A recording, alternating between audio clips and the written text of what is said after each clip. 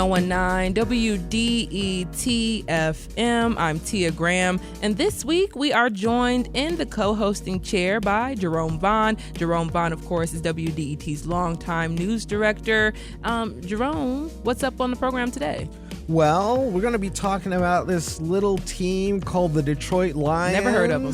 The upcoming season. Folks are excited about that. One of the questions is, are they going to be able to get a deep run into the playoffs? Sports Illustrated has picked them to win the Super Bowl.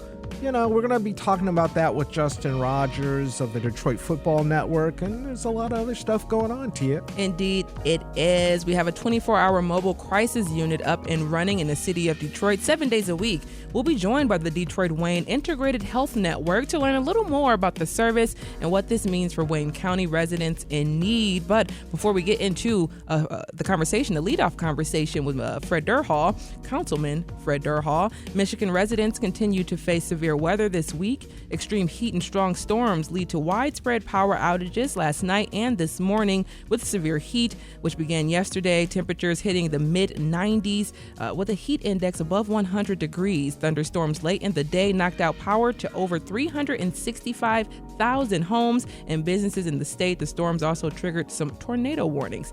DTE Energy reports more than 200,000 customers are without power in Southeast Michigan this morning, and we will continue to update you all through the WDET newsroom. I tell you, I had to take my wife to the airport about 5 in the morning, and Southfield Freeway was closed out of drive because of flooding. Neighborhoods on either side of the freeway were without power. There were branches down throughout areas of the city. So, make sure, watch for down power lines, stay away from them. If you need to, call DTE to have them come take care of that. Be careful these days. There's a lot going on out there. Yeah, I'm a social media fiend, so I was trolling the social media this morning looking at the damage and the reports from just local people going into work or whatever they're doing this morning. You see trees are down everywhere across southeastern Michigan. Even my mom and my sister, they are out without power.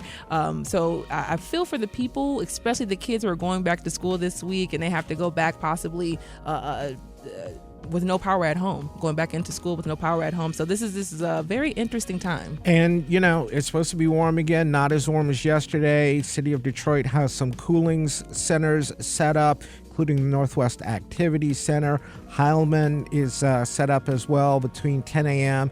and 10 p.m. So if you need to cool off, you can go there and take care of yourself. Yeah, super, super important information. You can also find that information at WDET.org. We'll have all those cooling centers available for you.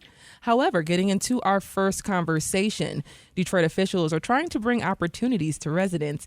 When you ask some people around the city, they'll tell you it's not what they've come to expect from city government. So what's new in the neighborhoods? District 7 City Council member Fred Durhall has been making the rounds in his community, opening a park, furthering the Motor City Match program to help entrepreneurs, and the district will soon be hosting a city-wide meeting with the mayor. Joining us now to talk about the work being done in the area that covers so much of the city south of the Davison on the west side is Councilman Fred Durhall. Councilman Durhall, welcome to the Metro. Thank you, and thank you for having me today. Of course. One of the main reasons I had you, I grew up in that community. I grew up in District 7, right, Tyerman, Evergreen, over in that particular area. I was driving down Evergreen not too long ago. I saw the park, and I thought to myself, what is this? Where did this come from? Whose idea is this? There you were. So give us folks just a little bit of a background on District 7. Who makes up District 7? What are the communities like? So in District 7, we have some amazing communities. It's the west side of Detroit. It borders Dearborn, borders Redford. It is on the south portion of 96 Freeway and goes all the way down to Dexter Avenue as well, where I was born in the Russell Woods area. I believe you were born, or you say where you grew up is close to Franklin Park area. Yeah. But it is comprised of amazing communities, amazing community associations, community leaders there, and a very diverse district, predominantly African-American, but we have folks who are Yemenis, we have Hispanic or Latino, We also have folks who are Muslim in the district. So just a very diverse district, a lot of cultures going on there, and just some great folks. Yeah, it was one of my favorite things growing up in the particular community. It was Warrendale, you had Franklin Park, Cody Rouge, it was all those little communities, but just growing up in those diverse spaces was really one of my favorite things about that. So when you became a councilman of District 7, what were some of your overall goals for the community? What were some of the things that you wanted to see done? I mean, I think neighborhood revitalization is one of the biggest goals for me. When we talk about Detroit's tremendous growth, which we've seen over the past decade or so, we saw that downtown is booming right now. You talk about the NFL draft, you talk about the Grand Prix, and all these great things happening. And the neighborhoods have slowly started to come back alive. And so one of my focuses was to revitalize the neighborhoods. And I know a key component of that is ensuring that we fix our commercial corridors that are adjacent to the neighborhoods. Those corridors have the opportunity for small businesses who generally employ residents within the community as well.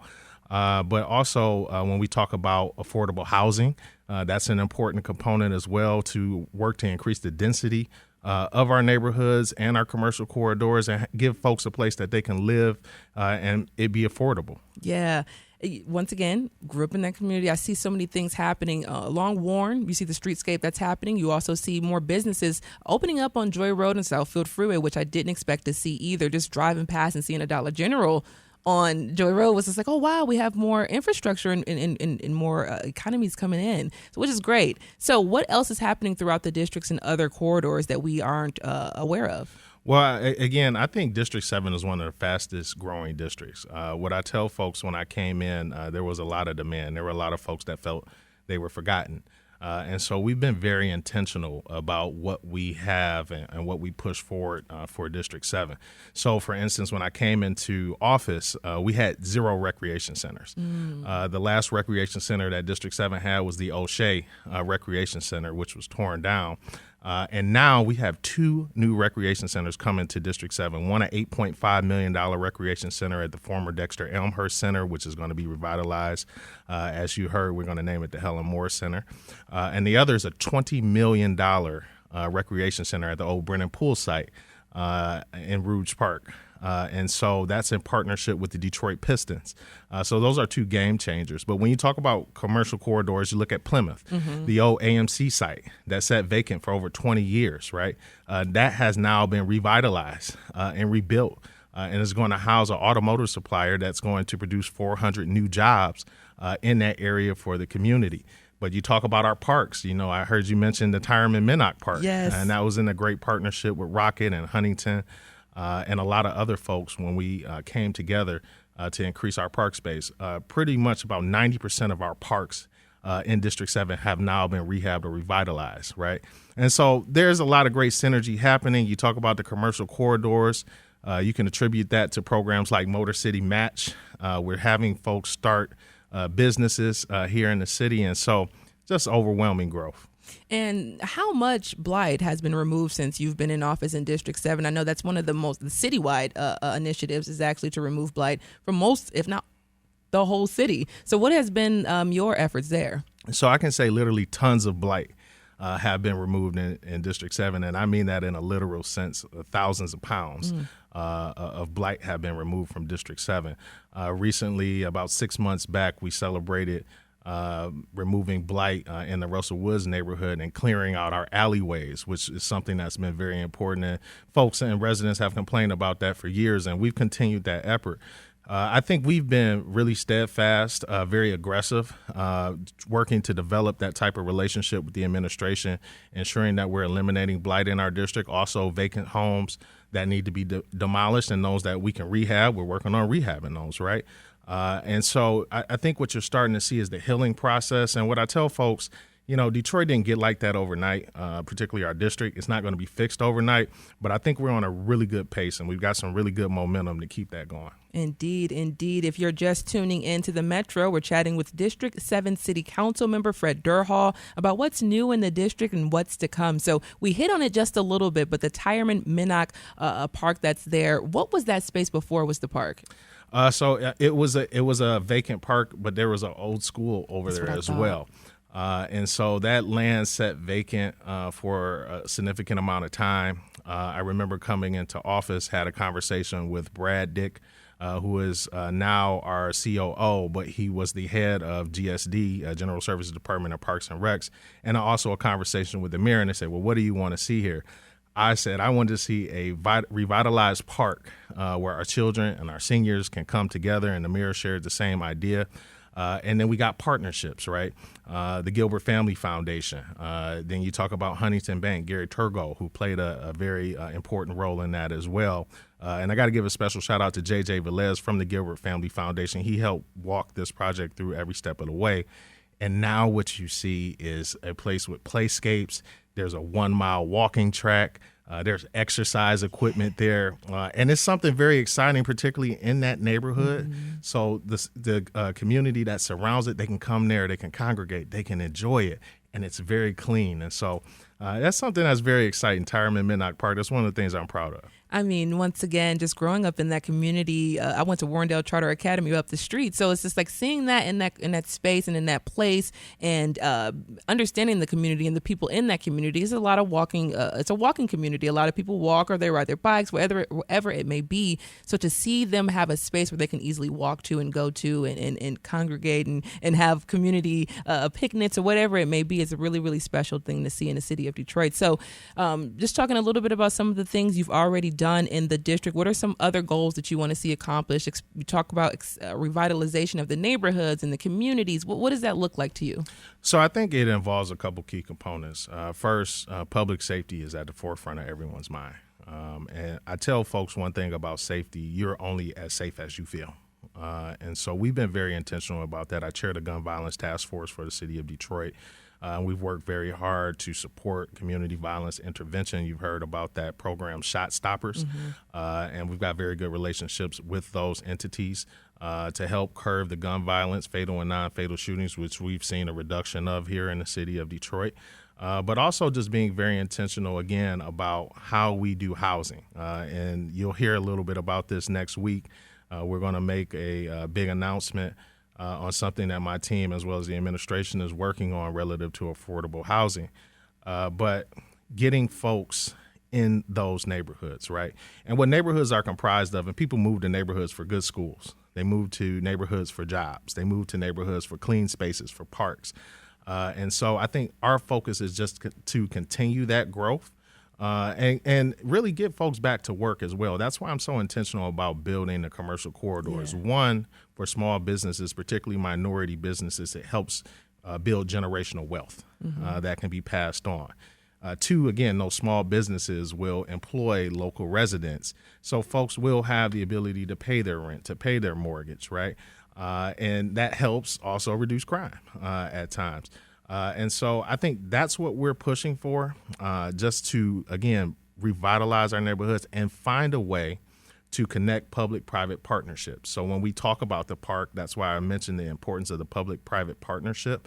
I think that's what it's going to take for us to help rebuild our neighborhoods as well. The city of Detroit has a budget, not the biggest one in the world, but if we can connect these public-private partnerships to our neighborhoods, we'll have the ability to be able to revitalize those houses and bring our neighborhoods back to greatness. Which is just one place I was going to leave you off, but there's actually one more question I have before I let you go is about the work that you did, accessibility and support for disabled residents. And just a little background about that. I know that it's been something on the administration's mind to make the city more accessible, wherever that may look like throughout the, city buildings. But how does that look and how does that work for you in neighborhoods? Well, I'll tell you, as the chair of the Disability Task Force, when I came in, I will tell you I didn't know as much as I know about our disabled community now. We have over 130,000 residents in the city of Detroit that have disabilities or live with disabilities every single day. And one of the most important things that I learned from them is that they turn a disability into ability. They're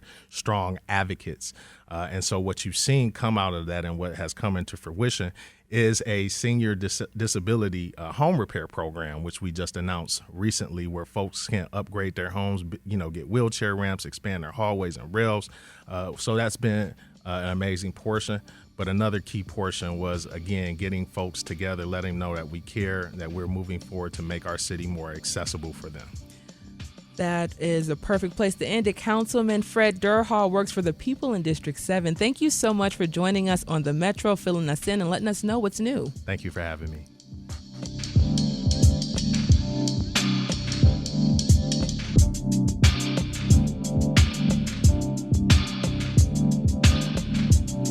This is the Metro on 101.9 WDET FM. And Jerome, what we got coming up next? Well, the Detroit Wayne Integrated Health Network's mobile crisis service now runs 24 hours a day, 7 days a week. We'll talk with the director of the service about how it's been operating since it started last year and what its expansion looks like.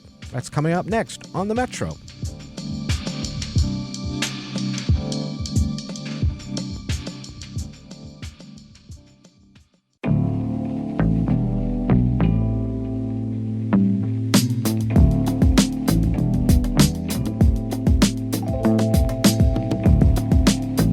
It's the Metro on 101.9 WDET FM. I'm Tia Graham, and this week in the co-hosting chair we have Jerome Vaughn, WDET's news director.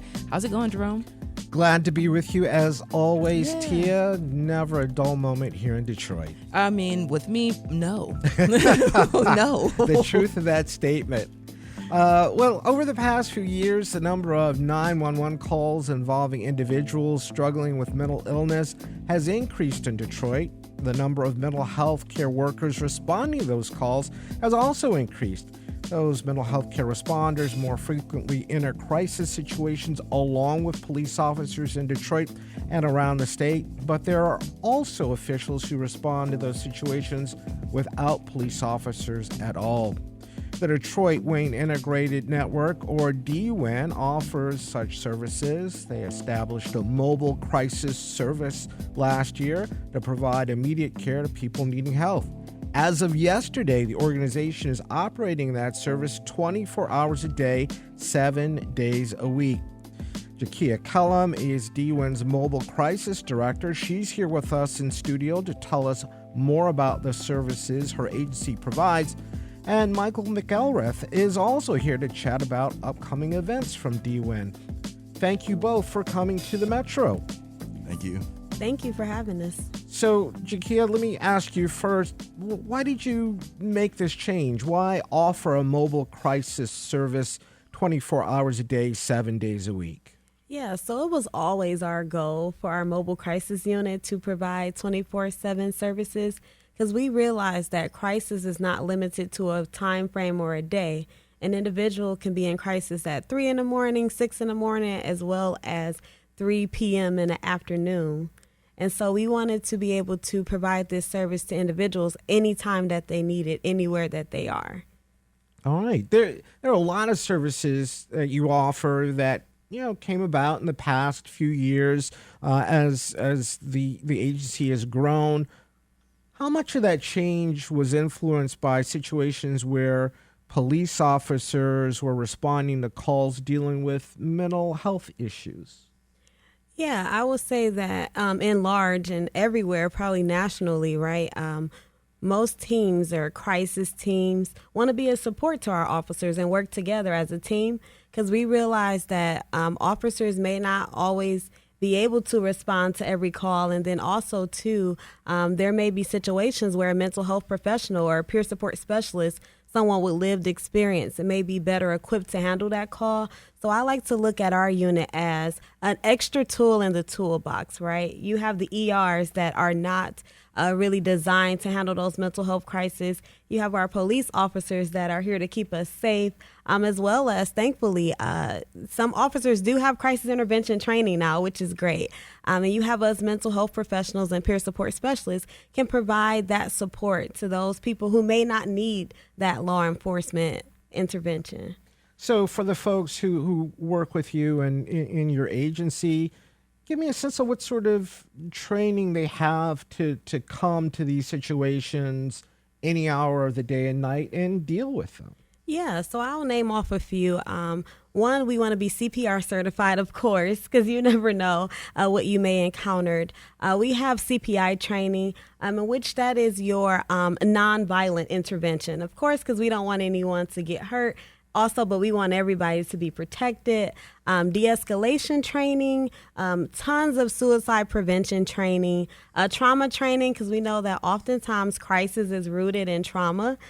So we have tons of trauma trainings, and that's just to name a few. If you were to ask my staff that, they would laugh because there's a long list of trainings that they take before they're actually going out in the field. But I'll leave it there just to name a few. All right. You started this mobile crisis service last year. Have you seen a big increase in calls that you get as a result? Yes, absolutely. So we're still in the month of August, but our first month, so we opened literally before the Christmas holiday on December 18th, and for that month we had 30 calls. Wow. Last month, for the month of July, we had 141 contacts. And so at that time, we were not 24/7 yet. So we're definitely excited to be 24/7 and look to see an increase in that number as well, as we'll have more time allotted to serve individuals. Wow. I know, which is just so interesting because hearing an increase is like, well, on one hand, there are more people in need, people really need the help, but you all are there to support these 141 people the last month. You know what I mean? So how does it feel to be in this space, this third option for people to go to, another option for people to go to receive help? Yeah, it feels amazing. I would say definitely for myself and my team, we're very passionate about helping individuals in the community. And as I was going over the data with them, we were all just excited to be able to help. And I think sometimes when you see an increase in number, you may think, well, is that a good thing? Is it a bad thing, right? But for us, it's a good thing because that lets us know that there are individuals that are learning how to use our service and knowing that it's available versus, people may not have known how to utilize it, how to make it how to access it. Is it available? So for us, it's a good thing because we know that people are now recognizing how to use our services. And, our communications team have done a great job of trying to get the word out there everywhere. Our team have also been boots on the ground, taking brochures to different local entities, hospitals, police, hair shops, just pretty much going everywhere. Just trying to make sure that everyone is aware of this service. So for us, it's a good thing, and we're grateful to serve. And just thinking about serving, what happens when someone is served by DWIN, a DWIN responder? What kinds of services do you provide? Yeah, so for us, we have two components to our mobile crisis team. So we have our mobile crisis response unit, and so that is the team that you call and they respond. And we also have a follow-up component to our program, which is called our Intensive Crisis Stabilization Services. We call them our ICS team for short. That is our follow-up and support team. So we encounter an individual that does not have a provider, a mental health provider. Our follow-up and support teams follow up with them the next day, and they walk them through the process of getting connected to that provider, make sure that they attend that intake appointment, as well as sometimes we even hold on to them until they have their first therapy appointment. And so for our team, we're not only looking to just say mobile crisis is a short-term crisis response, but for those individuals who are not connected, we know without helping them and assisting them that they may not ever get the services they need. So we have that ICS team that provides that follow-up and support, helping them get connected to resources. We also do safety planning. So on our team, anytime we go out, we do a Stanley Brown safety plan. It's a quick one-pager that we leave with the individual so they'll know who they can contact when they're in crisis. If you're just now joining us, we're speaking with JaKeya Kellom, the Detroit Wayne Integrated Health Network's Mobile Crisis Director. DWIN just made its mobile service unit operational 24/7. Michael, I want to ask you a question. Sure. DWIN is observing opioid overdose awareness day on Friday from 10 a.m. until 1 p.m. at Clark Park. Tell me a little bit about that event. Absolutely. So this is a great day to bring the recovery community together and just the community at large, because we know that so many people are touched by overdose death.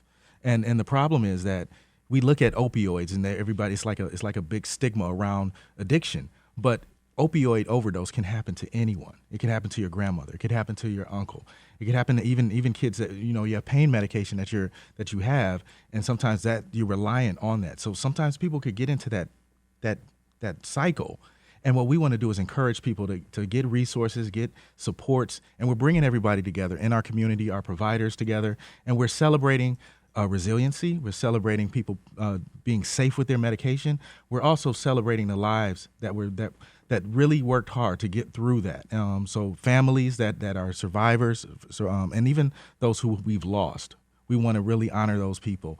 So we're doing a balloon release. We're going to be at Clark Park Coalition, and in the Clark Park, we're going to be in the actual hockey activity room. Yeah. We're going to have like a Narcan training on one side. We're going to have a resource fair on the other side. And because there's no ice in the rink right now, we're going to have mobile units in the rink. Oh. So we're going to do the mobile units in the rink, and then we're going to do a balloon release right there at the softball park.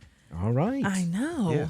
Amazing, amazing, amazing. Thank you so much, both of you, for being here. JaKeya Kellom is the Mobile Crisis Director for Detroit Wayne Integrated Health Network, and Michael A. Elrath II, I'm assuming you're with Communications. That's right. You are with Communications for DWIN. Thank you both so much for being here. We look forward to having you back. Absolutely. Absolutely. Thank you. Thank you so much.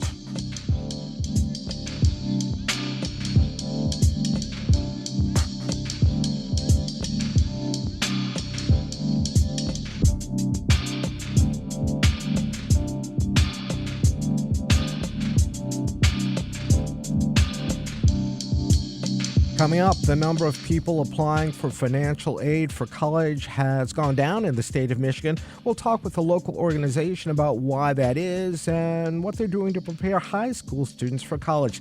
That's coming up on the Metro.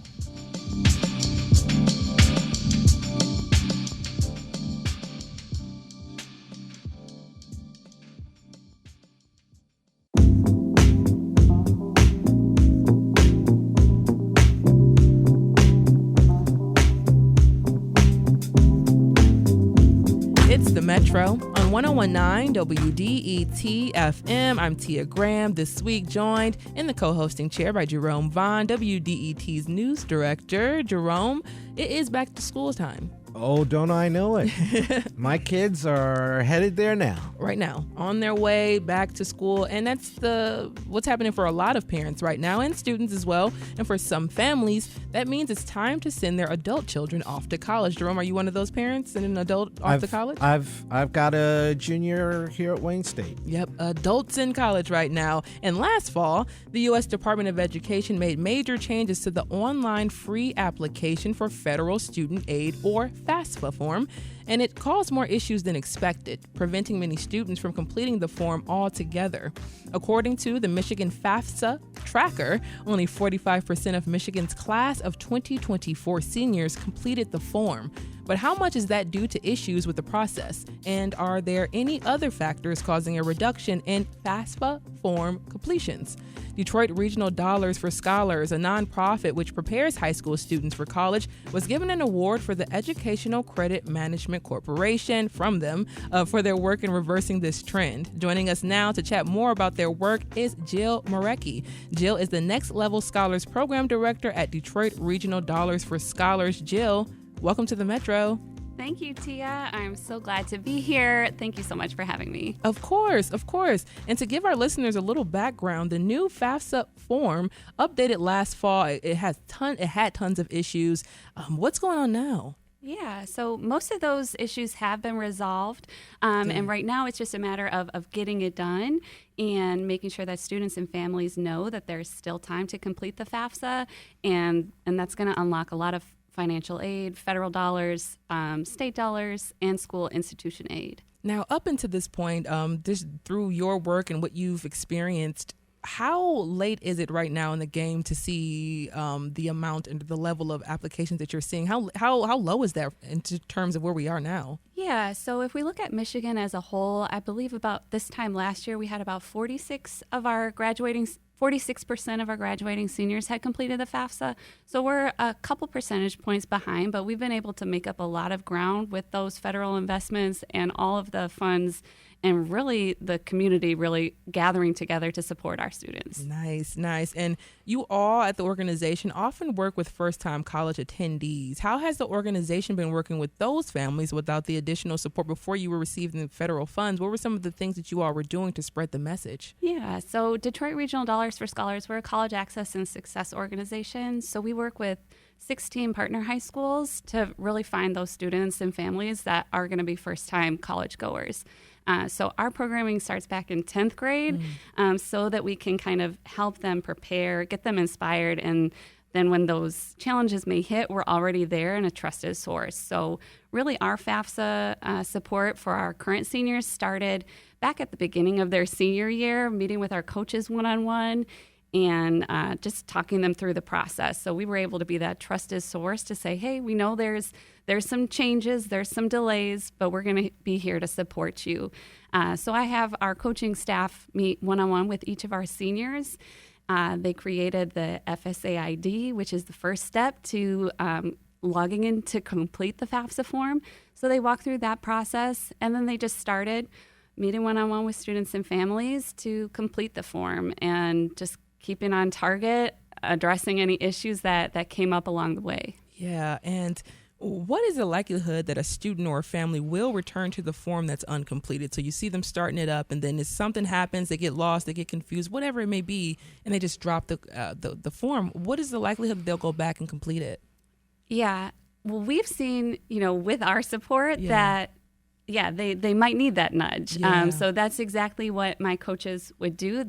We just kept a tracker of, okay, here's the students that I'm supporting. This is where they're at in the process. Okay, we need to go back to this parent, figure out what's going on. Maybe it was an email issue. Maybe it was, some other communication glitch. And then in the early days, we did have to, report those to Federal Student Aid. They had a log where you could submit any of your concerns or challenges that you were facing, and then their team would address those. And so we were able to keep an eye on that and address all of our students and families' concerns. So we had a 100% completion rate for our students in the program. Which is just, fantastic to think about, especially if your goal is to increase that number. I can't remember what the percentage is by 2030, but you all wanted to have a certain percentage of college graduates by that mark. Yeah. What is it like right now trying to get the kids prepared for that mark? 2030 is right around the corner if we want to think about time. So how are you guys doing? Yeah, so the state's goal is to have 60% of our population to have a post-secondary credential by 2030. Yeah. So that's a trade certificate, 2-year degree, 4-year degree. And right now we are on track to reach that goal and surpass it. So for our graduating seniors, our average is about 90% of our students will enroll in a post-secondary pathway right after high school graduation. And so right now we're hitting that 60%. In the next couple of years, with some more investment in coaching and success programming, we are hoping to get to that 80% of our students earning a degree or credential. That, once again, it's an amazing statistic to reach for. If you're just joining us, we're speaking with Jill Maracki. She is the Next Level Scholars Program Director at Detroit Regional Dollars for Scholars. We're chatting about an award they were given to increase the number of completed FAFSA forms. In today's world, I think about, all the other options that kids have outside of high school or after high school, whether it's becoming a streamer or a content creator or whatever it may be. It may not necessarily lead to school. So what are some ways that you all are showing kids that this is an option for them that they can actually commit to? Yeah, I think that goes back to, when we start with our students in 10th grade, we start by taking our students onto college campuses, whether that's Eastern, Wayne State, U of M, MSU, even Toledo, and just kind of broadening their horizons to say, hey, this is an option for you. It is going to be affordable, and just breaking down all those barriers to help them navigate the process. And then with that one-on-one coaching, we're able to, have those real conversations with students, whether they want to pursue an apprenticeship. We say, okay, here's what that looks like. Here is the education that you could pursue, and really working with employer partners as well to make sure that, our students have something that they can take with them to build a lifelong career to, give back to their communities and build up their own families. And Jill, the Student Support Strategy Award from the Educational Credit Management Corporation, or ECMC, is funding to help boost FAFSA numbers across the country. In what ways has this helped you all? Yeah, this was a really exciting opportunity. The National College Attainment Network have reached out to their members, including us, to say, hey, here's a really great opportunity for all of these college access organizations to really promote this in their communities. And so since we had reached 100% FAFSA completion for about our 120 seniors, we said, how can we expand this and take the best practices that we've learned and expand that to the greater Detroit community? So we brainstormed and thought about what we could do. I often turn to our current students and alumni of the program who have graduated and ask them for ideas. Yeah. So this was a super fun project to really engage our alumni and have them craft a program. Mm-hmm. What we ended up crafting with them was a FAFSA ambassador program. So led by two of our program alumni, they kind of brought together an additional 10 students, and we catalyzed a social media campaign essentially on each of their personal platforms. So they were reaching out to their communities, to their high schools, to their college networks. And in their reporting, I think they said, they reached collectively over 18,000 people on social media. An additional 100 to 200 students said they completed the FAFSA after they heard about this. So it was just really great. Our students were so excited. They came up with some additional ideas to incentivize students to share their stories more. And so it was just really cool to see our students kind of take ownership of that and run with it. And Jill, 30 seconds or less, what should parents, families, students know about the deadline? When is it due, especially if they're trying to go to school this fall or in the winter? What should they know? Yeah. So it's not too late to fill out the FAFSA. There is tons of support. Right here in the city, Detroit College Access Network is hosting several events. I believe tomorrow they have one with Detroit Parent Network. So please check it out, FAFSA.gov, and fill out the form today. Yes, thank you so much. Jill Marecki is the Next Levels Scholars Program Director at Detroit Regional Dollars for Scholars. Jill, thanks for joining us on the Metro. Thank you so much, Tia. Thank you, Jerome. And Wayne State University is hosting a FAFSA tailgate tomorrow and Friday to support completion of the form as well. Of course, the service is for prospective Wayne State students, but it is open to anyone in need of federal funding, grants, or scholarships. So definitely take a bite out of that.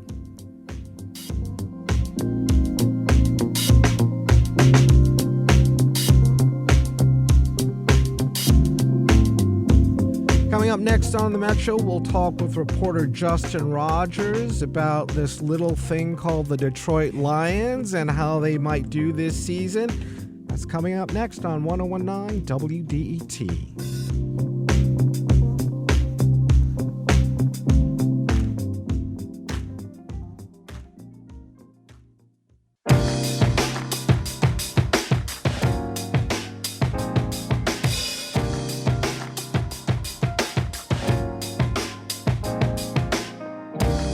It's the Metro on 101.9 WDET FM. I'm Tia Graham here with Jerome Vaughn, WDET's news director. Yeah, well, it's that time of year. Football fans are getting excited. We're getting closer to the kickoff of the NFL season. So close, in fact, that teams just made their final roster cuts yesterday. To help us preview the Detroit Lions' upcoming season, we're joined by Justin Rogers. He runs the Detroit Football Network Substack. Justin, welcome to the Metro. Thank you for having me. Last year, the Lions shocked fans by making it to the NFC Championship, just one game away from the Super Bowl. So before we get to this season, what did you make of the team last year?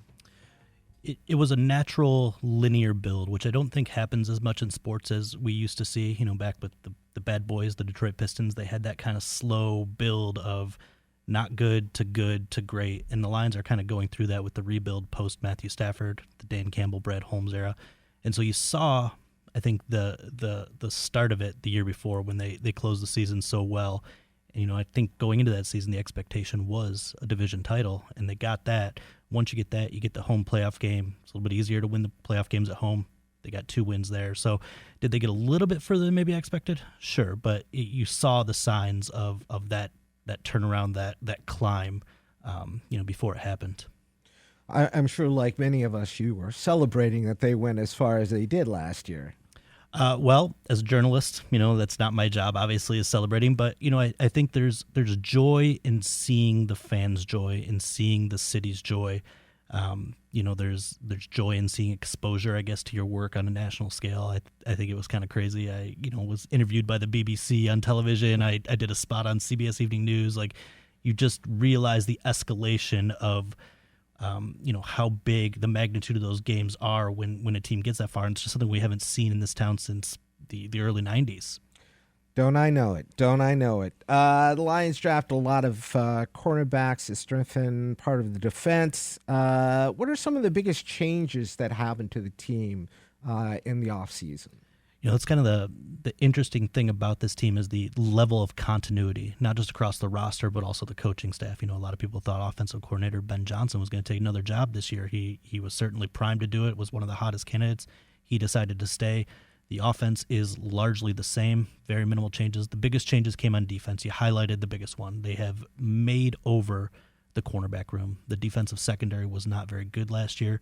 Not only did they draft 2 cornerbacks with their first 2 picks, they also traded for Carlton Davis, a really solid veteran corner. It'll probably be their number 1 option going into the season. Signed Amik Robertson to a free agent deal. So you talk about 4 new cornerbacks this year.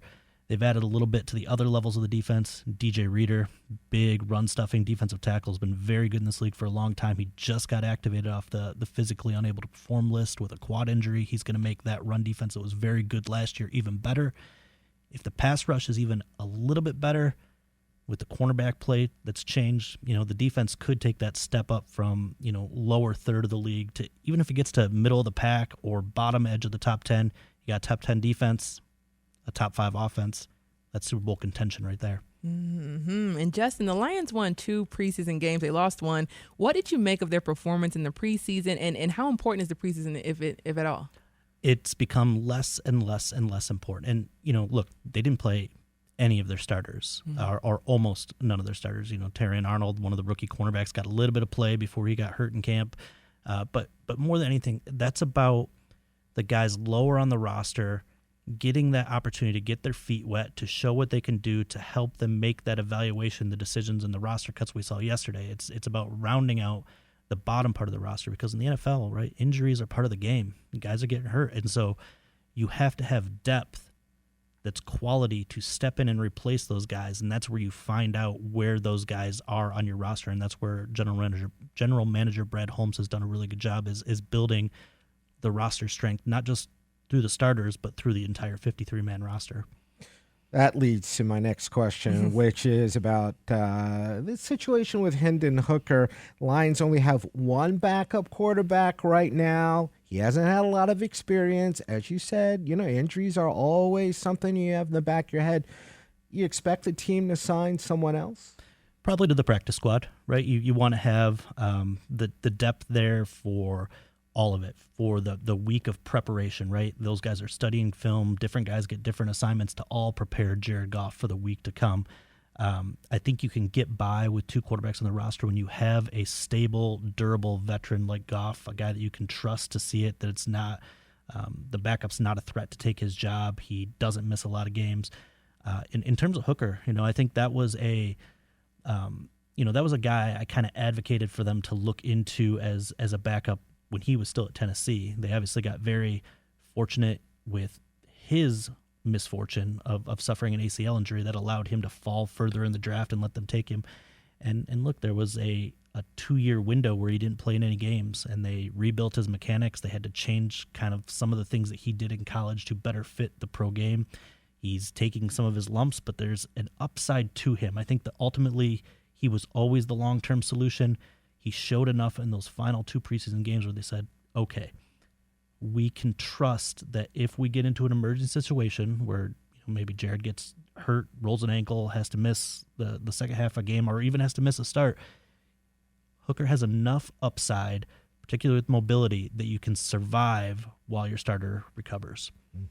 If you're just now joining us, we're speaking with sports reporter Justin Rogers about the expectations he has for the Detroit Lions this season. So, Justin, we've been talking a lot about how great they might be. What are your biggest concerns about the Lions? You know, it probably still boils down to the defense, right? You know, you can be better on paper, but on paper does not matter on the field. There's a lot of importance to chemistry in a secondary. We talk about it a lot with offensive line. Those five guys need to learn how to play together as much as individuals. And in the secondary, it's the same thing. There's a ton of communication. You need to trust the guy next to you to be in the right spot so you're not compensating and putting yourself out of position. Those guys did not play a lot together because of kind of different small minor injuries throughout training camp, throughout the preseason, so didn't get a lot of reps in games, didn't get a lot of reps in practice. I think there's going to be some chemistry hurdles they're going to need to overcome early. I think you need to find that complement to Aiden Hutchinson in the pass rush. You know, I think that's been lacking for a couple years. They signed Marcus Davenport, a really athletic, big-bodied, former first-round pick that has the ceiling, but again, injuries have limited that guy for 2 years, and so you don't know how he's going to rebound. And then finally, on offense, they have questions with the receiver room. You know, they lost Josh Reynolds in free agency. Reynolds wasn't a star, but he was kind of a nice key cog that kind of held everything together. He was a glue guy, if you will. And they thought they had the answer in Donovan Peoples-Jones, a local guy in Detroit High School to University of Michigan, and it just never clicked. They had to let him go. They don't have a whole lot of size there. They don't have a natural fit to replace Josh Reynolds, but one may be on the way with the reported signing of Tim Patrick. So, any surprises? Any standouts? Anything that you kind of went, wow, as you watched the preseason? Yeah, I think it's always interesting. The Lions have this long history of keeping an undrafted guy on the roster. I believe it's 15 straight years an undrafted player has made the roster. But when your team gets good and your roster gets better, it becomes harder and harder for an undrafted guy to kind of crack that. And so you're all wondering if you're going to keep that streak alive. Well, not only did they keep it alive, they kept 3 undrafted guys on the roster. One is a long snapper, so maybe that's not as exciting, but Isaiah Williams, the slot receiver out of Illinois, was really, really good in the Big Ten, but dropped out of the draft because he ran a slow 40-yard dash, and people get obsessed about those things. Even NFL decision makers get obsessed about those things, but he performed well in the preseason, got a job, and then Lauren Strickland, the last one, also earned a job just out of nowhere. All right, we'll leave it there. Justin Rogers is a sports reporter who runs the Detroit Football Network Substack.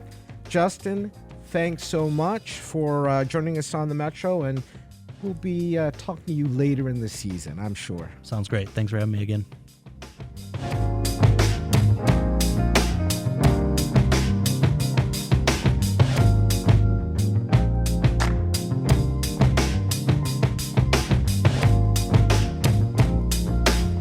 Metro on 101.9 WDET FM. Really looking forward to the Lions' first game of the season against the LA Rams. Matthew Stafford will be coming back to town. Definitely looking forward to that matchup. And don't forget, the final WDET Comedy Showcase of the season is this Thursday, August 29th. What's so funny about Detroit? It brings new set of 6 of the funniest comedians in Detroit, hosted by WDET's Ryan Patrick Hooper. It's happening Thursday, August 29th in the backyard of the iconic Cass Corridor Bar, the Old Miami. Tickets are on sale now at WDET.org/events, and Ryan will be on the show tomorrow to talk more about it. What a wacky idea. I think you're my favorite comedian. Me? Yeah, you. You say so many funny things in the newsroom that I just love it. I just love it. Well, thank you. I try not to be too clownish, No, not clownish at all. Just funny. You're listening to 101.9 WDET. This is the Metro. And it is for Wednesday, August 28th. You can listen to recent episodes online at WDET.org. Make sure to subscribe to the podcast on your favorite platform. The show is also on YouTube if you like to listen that way. The show is produced by Sam Corey, David Lyons, and Jack Philbrandt. Additional production support from Manel Scott and Sydney Walkley. This is WDET-FM, Detroit Public Radio, your connection to news, music, and conversation. Thanks for listening, and we will both chat with you tomorrow.